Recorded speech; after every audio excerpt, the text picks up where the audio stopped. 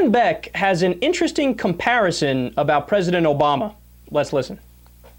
He's been probably the biggest divider we've had since Woodrow Wilson, who was a total racist in office. And this president, I think, is making things as bad or worse as they were back then. Yeah, he could have been a racially transformative president from the very beginning. He really could have been Abraham Lincoln.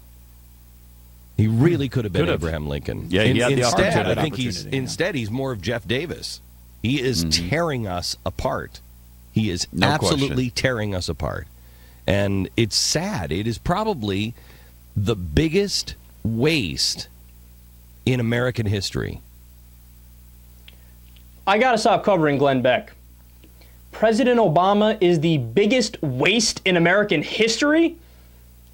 I have a lot of issues with President Obama, but the biggest waste in American history? Okay, he brought us out of the Great Recession. He ended the war in Iraq, which was like Vietnam. He's a moderate and a centrist.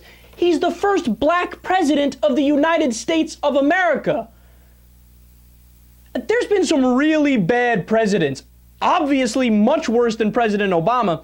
Herbert Hoover was notorious for all of his deregulation and his horrible economic policies, helped us get into the Great Depression. George W. Bush, I mean, he turned a surplus into a deficit and started unnecessary, ridiculous wars with one country that didn't attack us. I mean, that's unheard of. The Bush Doctrine was preemptive war. We used to only fight wars in matters of self-defense, which is the common sense position, and Bush said, no, how about we go on the offense because we're idiots.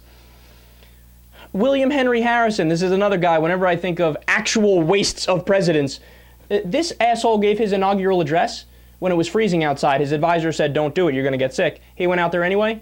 He caught pneumonia and died. He was in office for like 12 seconds. But no, according to Glenn Beck, President Obama is worse than all these guys.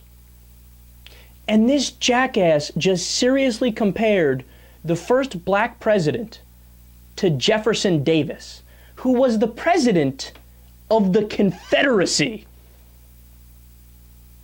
Right, because Obama tried to secede from the Union and start a war to bring back slavery.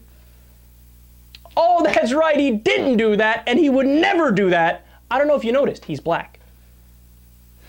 The audacity of that statement is legendary, because I can't imagine two people who are more different than Jefferson frickin' Davis and President Obama.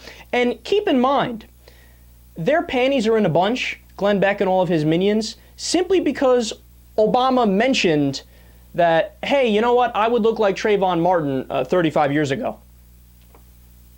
Yeah, Glenn, that's called a fact.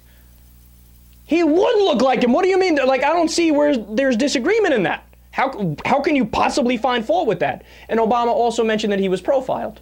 How dare he tell the truth about his own personal experiences? Oh my God, the horror, the horror. These guys are fools. The right-wingers, I mean, they've reached a new low. They're so intellectually bankrupt that their only goal now is just to spread hatred and incite hatred. And they're so far away from even being in the ballpark of making a logical point that we should all really just point your fingers and laugh, because that's all they're good for.